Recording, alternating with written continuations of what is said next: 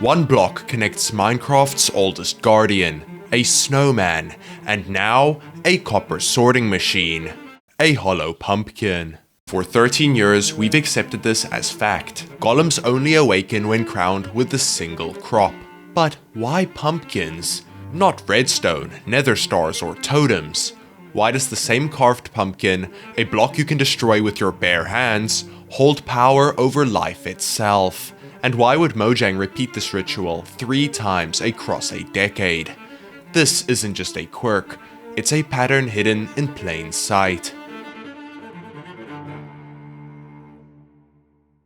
Golems are made by placing certain blocks in a specific way, and then slamming on a pumpkin. This aligns with the definition of a golem, a clay figure brought to life by magic. Iron golems require 4 iron blocks, snow golems require 2 snow blocks, and the new copper golem requires 1 copper block. But what if I told you there are more secret block combos to make a wide array of other golems? Because Minecraft Legends introduced 4 other golems. First, the cobblestone golem, with concept art showing he's crafted with either a mossy cobble or smooth stone block, with a carved pumpkin on top of course. Next is a plank golem that shoots arrows, made with either a plank or log block with the iconic carved pumpkin. Then there's the water spraying mossy golem, who doesn't have a golem recipe included, and the same can be said for the grindstone golem, but it doesn't take a genius to guess what his golem block would be. But here's the twist. Although some Legends golems do include recipes in their concept art, in the actual game, you don't build them block by block. Instead, whenever you spawn one, it costs materials. The cobblestone golem, for example, costs 1 stone and 1 lapis in game. No pumpkin needed. The same is true for the other golems. You don't need pumpkins. Besides the iron or wood block needed, you also need lapis. This is true for every mob you spawn in the game. You have to pay some lapis. Lapis may seem random, but there is a reason. Each mob spawner, even the golem ones, has this flame. The flames of creation. And the lapis description explicitly says it feeds the flames of creation. Hey, at least it gives lapis a use besides enchanting. So we know how golems were made, but how does this tie into a pumpkin? How does a hollowed out fruit, yes, it's a fruit, create life? Let's dissect the vanilla pumpkin.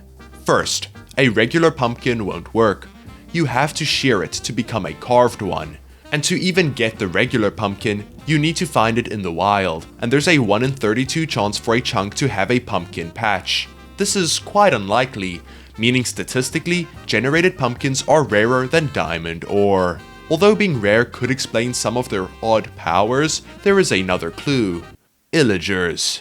Woodland mansions and pillager outposts are home to Illagers. Illagers who we know have access to magic. They can pull magical spikes out of the ground, summon vexes from thin air, and they even know how to smash that like and subscribe button. Even the definition of a golem specifically mentions the magic part, so it's fair to say Illagers could have some connection. And also, for some reason, they have a weird, undeniable obsession with pumpkins. They grow them in their mansions, collect them obsessively in their camps, use carved pumpkins specifically for training dummies, and have an entire pumpkin worship room in their mansions. This would be helpful context, besides the glaring fact that both snow and iron golems will attack Illagers on sight, so they definitely have no reason to make them. Their obsession is purely about the pumpkin itself. So then again, why pumpkins? Well, if you come across a mob spawner in vanilla Minecraft, you will notice something crucial. The flames that surround the floating mob inside. And this fire is directly linked to the ancient flames of creation. It's clear that this energy is still faintly prevalent in our modern Minecraft worlds. So how does a humble pumpkin replicate this immense power? Well, pumpkins are special. Besides the mob spawners, pumpkins are the only full block that can physically contain a flame.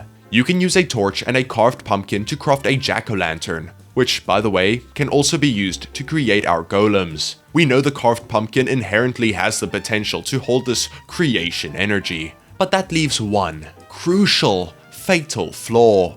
There is no flame in the regular carved pumpkins at all, and they work perfectly fine for creating life. So, how can the pumpkin possibly work if it's empty? I mean, where's the fire? What if the flame isn't in the pumpkin? What if the pumpkin is the flame? Think about it.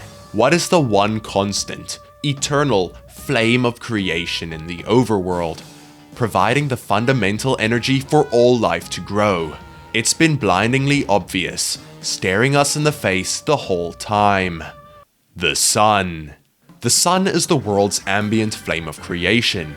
Instead of using the concentrated energy of the flames found in spawners, the pumpkin, as a plant, spends its entire existence soaking up that solar energy.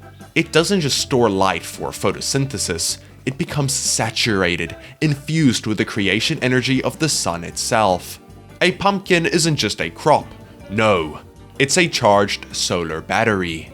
Because it's harnessing the weaker ambient energy of the sun instead of a direct, potent lapis-fueled flame, this also explains its key limitation, why it can only spark one single act of creation, unlike a spawner that can create mobs endlessly. When you carve it, the solar battery unleashes just enough stored juice for one powerful jolt of life. It's starting to make sense now, but one final clue across the Minecraft universe seals the deal. There is one other block that can be used to make a golem besides a pumpkin, one that shares all of the pumpkin's key features. It's grown with sun energy, and it can be hollowed out to become a vessel, the melon. Although you can't do it in the main Java or Bedrock games, if you look at Minecraft Earth, you'll find a snow golem variant explicitly made with a carved melon. The existence of a functional melon golem proves the core principle. The animating power doesn't come from some unique, inherent magic locked inside the pumpkin itself. It comes from the block being a sun-grown, hollow vessel capable of storing solar creation energy. So why pumpkins? Not because they're secretly enchanted, not because they're statistically rare, but because they're nature's solar batteries. The Illagers, they understand this power instinctively, which is why they grow both pumpkins and melons in their mansions. They hoard and study the vessels, desperately trying to unlock a secret they can never truly grasp, symbolized by the very sun banners hanging in their own homes. The greatest power in Minecraft wasn't forged in the depths of the Nether, or locked behind an enchanting table rune.